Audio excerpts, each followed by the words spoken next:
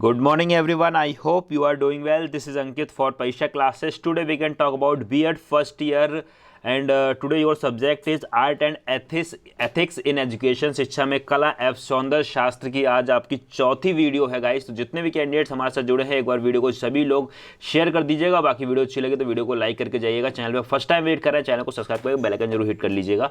तो गाइस जैसे कि आप सभी को मालूम है आप सभी के लिए पेड कोर्स भी चल रहे हैं। जो अगर पेड कोर्स ज्वाइन करना है तो उसके लिए मैं आपको बताया था 50% ऑफ चल रहा है, बम्फर ऑफर चल रहा है आप सभी। तो गाइस ये 50% आप सभी के लिए ऑफ चल रहा है। तो जितने भी कैंडिडेट्स हैं बीएड फर्स्ट ईयर का जो कोर्स लेना चाहें तो ले सकते हैं, ठीक है। जिसमें आपको ये सारी की सारी चीज़ें मिल जाएंगी।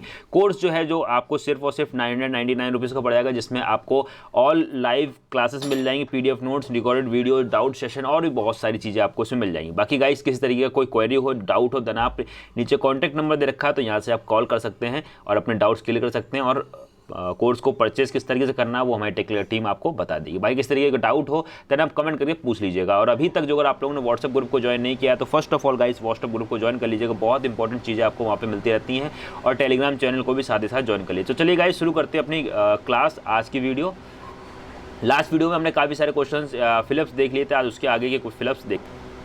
तो गाइस लास्ट वीडियो में हमने काफ़ी सारे क्वेश्चंस वगैरह देख चुके हैं और काफ़ी सारी क्लास हो चुकी है। फिलअप्स कर रहे थे जिसमें लास्ट 25 फिलअप को मैंने आपको होमवर्क में करने के लिए दिया था कि इसके बाद में आपका क्या होगा। तो 25 क्वेश्चन जो है वो गाइस आपकी स्क्रीन पर है, जल्दी से कमेंट करके बता दीजिए कि क्या होना चाहिए 25 का आपके रिगार्डिंग आंसर। तो गाइस 25 क्वेश्चन में हमसे पूछा गया है दुष्यंत एवं शकुंतला की पेंटिंग डैश है। तो ध्यान रखिएगा दुष्यंत एवं शकुंतला की पेंटिंग बनाई थी, इसके आगे होना चाहिए बट वो चीज़ यहाँ पे नहीं है तो ध्यान रखिएगा। तो ये जो किसने बनाई थी ध्यान रखिएगा, दुष्यंत एवं शकुंतला की जो पेंटिंग बनाई गई थी वो राजा रवि वर्मा जी ने बनाई थी, ठीक है। तो यहाँ पे हम ले सकते हैं, ठीक है, राजा रवि वर्मा, ठीक है, राजा रवि वर्मा ने बनाई थी। नीचे आप लिख दीजिएगा यहाँ पे ने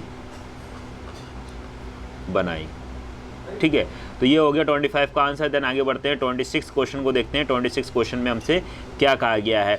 26 क्वेश्चन की बात करते हैं तो 26 क्वेश्चन में गाइस हमसे कहा गया है कि गुरु पर्व त्यौहार मनाया जाता है। तो गुरु पर्व त्यौहार जो है वो किसके लिए मनाया जाता है, यानी कौन मनाता है, ध्यान रखिएगा। तो गुरु पर्व जो त्यौहार है वो सिखों द्वारा मनाया जाता है, सिख लोग मनाते हैं। तो यहाँ पे आप लोग लिख सकते हैं। तो इसी तरीके के क्वेश्चन आपके आएंगे कोई एग्जाम पॉइंट ऑफ व्यू में। बहुत ही इंपॉर्टेंट, बहुत ही सिंपल से क्वेश्चन है, ठीक है। तो यहाँ आप लिख दीजिएगा सिखों द्वारा, ठीक है। इसी के साथ आगे बढ़ते हैं और देखते हैं नेक्स्ट क्वेश्चन में। कला का शाब्दिक अर्थ है। हम तो पूछा गया कि कला का शाब्दिक अर्थ है तो क्या है। तो ध्यान रखिएगा कला का जो शाब्दिक अर्थ होता है वो होता है सुंदर, अर्थात जो आनंद प्रदान करता है, ठीक है। तो सिंपल सा जो इसमें कहें तो यहाँ पे हम लोग लिख सकते हैं आराम से सुंदर,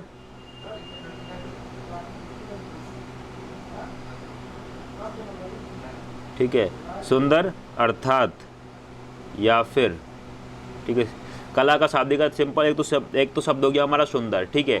दूसरा शब्द जो हो गया वो हो गया सुंदर अर्थात जो आनंद प्रदान करता हो, ठीक है। तो यहाँ आप ले सकते हैं जो आनंद प्रदान करता हो, ठीक है, आनंद प्रदान करता है जिससे अच्छा लगता हो, ठीक है, करता हो या करती है, ठीक है। तो 27 का आपका हो जाएगा कला का शाब्दिक अर्थ क्या है, सुंदर अर्थात जो आनंद प्रदान करती है। देन आगे बढ़ते हैं क्वेश्चन 8 की बात करते हैं, क्वेश्चन 28 की बात करते हैं, यानी 28 की बात करते हैं। तो 28 क्वेश्चन में गाइस हमसे पूछा गया है कि कला सत्य की अनुभूति है। यह कथन जो है किसने दिया है, यह हमसे पूछा गया। कला जो है सत्य की अनुभूति है, यह कथन किसका है। तो ध्यान रखिएगा यह कथन जो दिया है वो प्लूटो ने दिया है, ठीक है। किसने दिया है यह कथन, तो ध्यान रखिएगा प्लूटो ने दिया है, ठीक है। प्लूटो बहुत फेमस बोल सकते हैं ऑथर हैं या फिर राइटर हैं। आगे बात करते हैं 29 का, डैश कला की श्रेणियां हैं, यानी कि कौन सी कला की श्रेणियां हैं यह हमसे पूछा गया है, ठीक है। तो उपयोगी कला हो जाती है, दूसरा ललित कला हो जाती है, यानी कि दो होती है। कौन कौन सी, पहली की जो अगर मैं यहाँ पे बात कर लेता हूँ तो पहला हो जाएगा आपका उपयोगी कला, ठीक है, उपयोगी, नीचे लिख देता हूँ कला, ठीक है। दूसरा की जो अगर बात कर लेता हूँ तो कला की दो श्रेणियाँ, एक हो गई उपयोगी कला, दूसरी हो गई ललित कला। क्या हो गया, ललित कला, ठीक है, आगे बढ़ते हैं 30 क्वेश्चन को देखते हैं। और 30 क्वेश्चन में हमसे क्या कहा गया है, क्या पूछा गया है। 30 में कहा गया है कि कांट ने सौंदर्य शास्त्र को डैश कहा है। ठीक है, तो क्या कहा है, तो ध्यान रखिएगा, अभिरुचि विषयक चिंतन कहा है। क्या कहा है, तो यहाँ से ले देता हूँ, अभिरुचि, ठीक है, अभिरुचि विषयक चिंतन कहा है। अभिरुचि विषयक चिंतन। ठीक है, आगे बढ़ते हैं 31 की बात करते हैं। तो 31 में हमसे क्या कहा गया, तो पर डे हम एटलीस्ट 20 से 25 क्वेश्चन कवर करते हैं, वही आज भी करेंगे।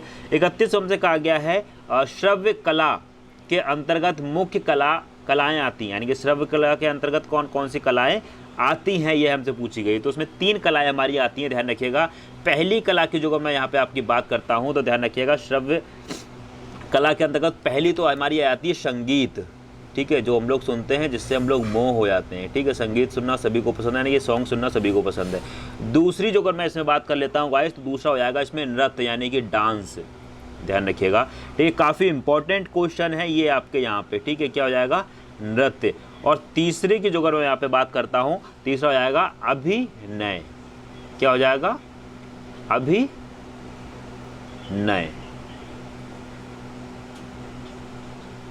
ठीक है, इसी के साथ आगे बढ़ते हैं 32 को देखते हैं। डैश नाद के प्रकार, यानी कि नाद के प्रकार जो है वो कौन कौन से हैं, ध्यान रखिएगा।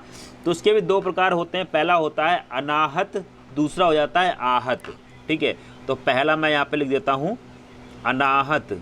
ठीक है, अनाहत। ठीक है, और दूसरा जो आपका इसमें हो जाएगा वो हो जाएगा आहत।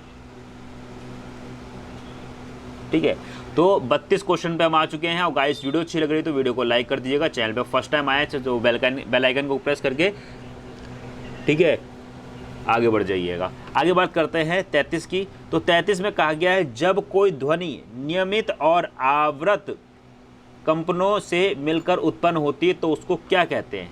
यानी कि सिंपल सी बात करिए, जब कोई ध्वनि और आवृत कंपनों से मिलकर उत्पन्न होती है तो उसको क्या कहते हैं। ठीक है, यानी कि जब हम किसी भी चीज़ को, मैं यहाँ पे बोल रहा हूँ तो क्या बोला मैंने, ये सेंटेंस ही बोला, तो ये सब थोड़ा सा अलग अलग से लग रहा है, तो ये सब क्या एक तरीके से स्वर है। ध्यान रखिएगा, जब कोई ध्वनि नियमित और आवृत कंपनों से मिलकर उत्पन्न होता है तो उसको स्वर कहते हैं। ठीक है, तो यहाँ पे जो आ जाएगा हमारा, क्या हो जाएगा, स्वर।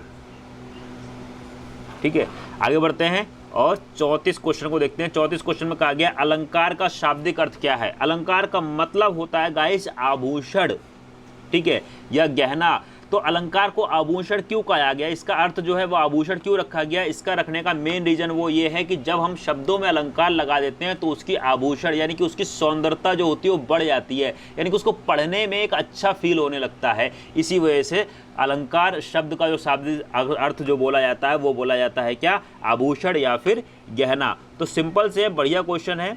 ठीक है, तो ध्यान रखिएगा, आभूषण, ठीक है, या कह सकते हैं गहना।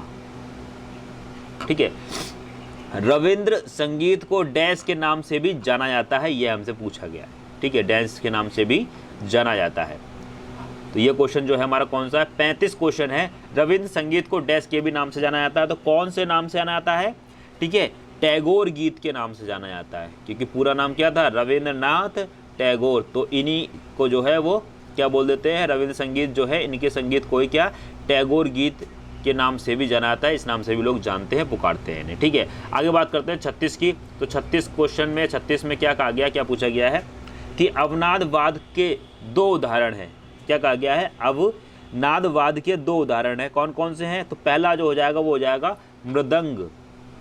ठीक है, पहला जो आपका इसमें हो जाएगा वो हो जाएगा मृदंग, और दूसरा आपका इसमें जो हो जाएगा वो हो जाएगा डमरू। ध्यान रखिएगा इन चीज़ों का, काफ़ी बढ़िया और बेहतरीन प्रश्न है ये आपके। ठीक है, बात करते हैं 37 का। डैश भारत में नृत्य की श्रेणियां हैं, यानी इनमें से कौन सी भारत में नृत्य की शैलियां हैं, यह पूछा गया। तो भारत में जो है मेन जो है वो गाइस 3 मानी जाती है, एक शास्त्रीय नृत्य हो गया, लोक नृत्य हो गया और आधुनिक नृत्य हो गया। तो इसको भी हम लोग लिख लेते हैं। ठीक है, तो पहला जो आपका यहाँ पे हो जाएगा 37 की बात कर रहा हूँ यहाँ पे, तो डैश भारत की नृत्य शैलियाँ हैं। तो पहला जो आपका हो जाएगा वो हो जाएगा शास्त्रीय नृत्य। क्या हो जाएगा? शास्त्रीय नृत्य। ठीक है, शास्त्रीय, ठीक है, नृत्य। दूसरे की जो अगर मैं यहाँ पे बात कर लेता हूँ तो दूसरा जो है वो आपका क्या हो जाएगा? लोक नृत्य। दूसरा आपका क्या हो जाएगा? लोक नृत्य। ठीक है, मेरे ख्याल से सारी चीज़ें दिख रही होंगी आपके। और जो तीसरे की बात करता हूँ इसमें, तो तीसरा आपका हो जाएगा आधुनिक नृत्य। क्या हो जाएगा? आधुनिक नृत्य। ठीक है, तो ये 3 नृत्य कौन कौन से हैं? भारत में नृत्य की श्रेणियाँ कितनी हैं? 3 ही मानी जाती है, शास्त्रीय नृत्य, लोक नृत्य और आधुनिक नृत्य। तो ये आपका 37 का हो गया। 38 का आंसर आप लोग बता दीजिए जल्दी से, क्या होना चाहिए।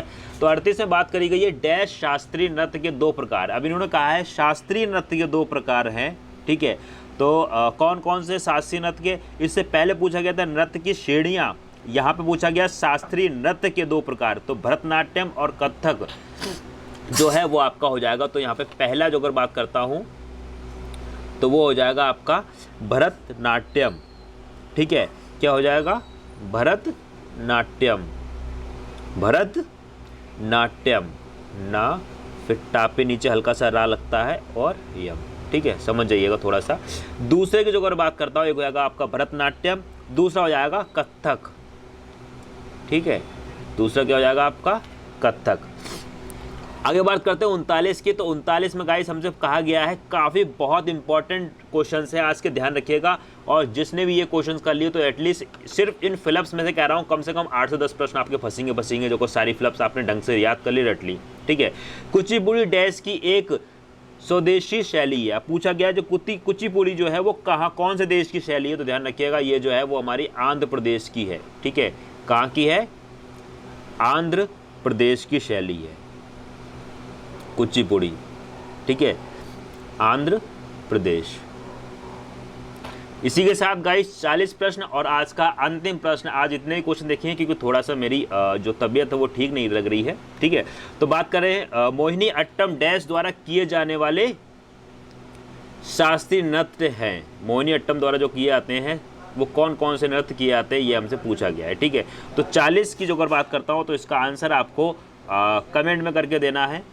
ठीक है, इसका आंसर आपको कमेंट में देना है। ठीक है, बाकी इसका आंसर मैं आपको नेक्स्ट वीडियो बताऊंगा। ये आपका रह गया होमवर्क। इसी के साथ गाइस वीडियो मिलते हैं नेक्स्ट वीडियो में, तब तक के लिए thanks for watching, have a nice day. जय हिंद, जय Bharat, love you too my dear friends, thank you so much all of you, take care and bye bye.